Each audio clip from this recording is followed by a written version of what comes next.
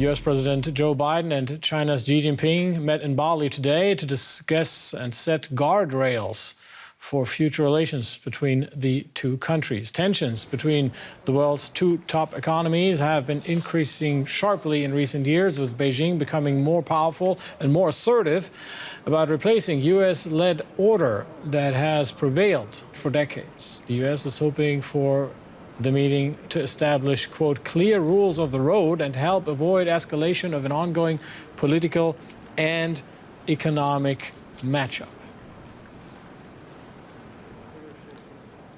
For more, let's bring in my colleague Clifford Coonan here, our China analyst.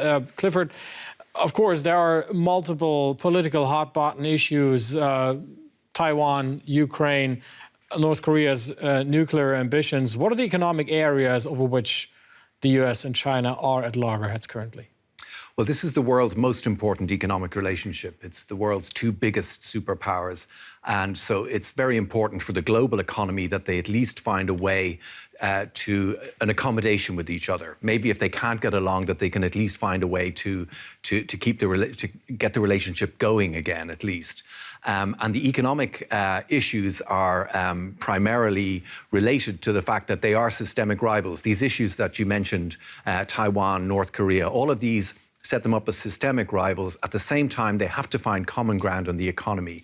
So what they're trying to agree is some way that they can deal with the major trade issues that they're dealing with, semiconductors, tech, zero COVID, all of these economic issues that are setting them apart, and they need to be resolved. As we heard, President Biden hoping for rules of the road to be set there. What could they look like? Well, these guidelines, we've had red lines, we've had various descriptions coming into these talks. I think what they will probably do is that they will have to find somewhere where they can make concessions. China really wants the semiconductors from the US. This is very, very important for them to help the economy grow. But the US needs the zero COVID rules to be relaxed, and it wants more reciprocity from China. It wants more of a, both sides need to relax a little bit while at the same time maintaining this systemic rivalry. So there's going to be a lot of juggling going on, but so far the signs are positive.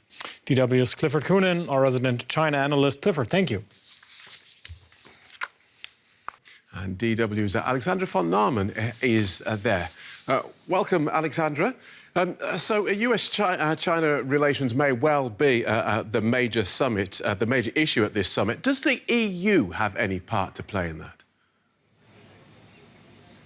Well, it's pretty clear that the United States would like to have their European partners to be on their side, members of this alliance they are trying to build to contain China's influence.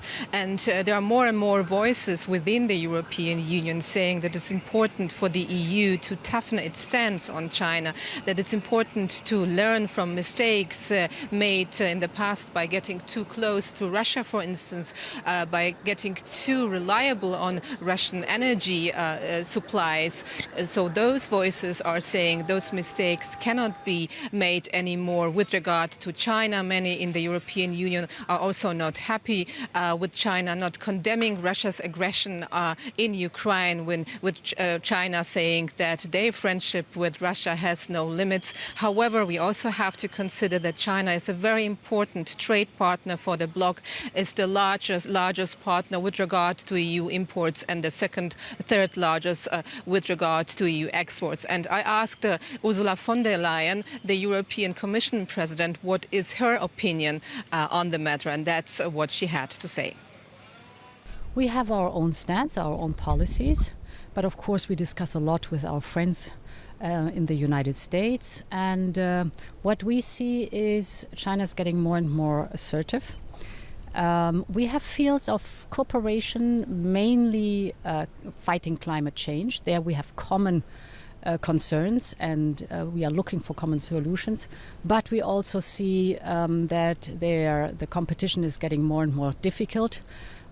We see that we are asking for a level playing field, for example, for our companies, which is not given. We want fair conditions for the market access, which is not given. So there are many issues where we start more and more to have discussions. And the third point with China is that we are eager to learn our lesson from the Russian war and our energy dependency, and not to repeat that with China. Therefore, the diversification of, for example, raw material supply chain is one very important angle in this whole topic. Let's see you, Commission President Ursula von der Leyen. Back to Alexandra von Namen. Alexandra, who else can the US count on to support its stance towards China?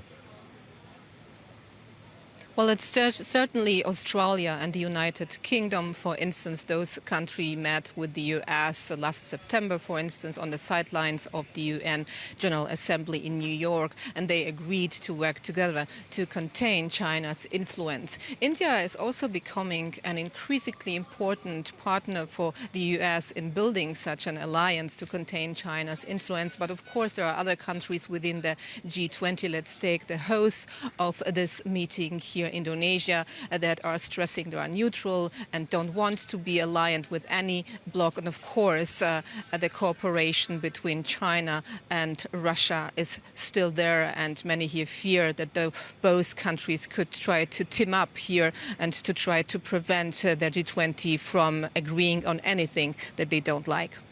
Thank you for that, Alexandra von Namen, at the G20 meeting in Bali.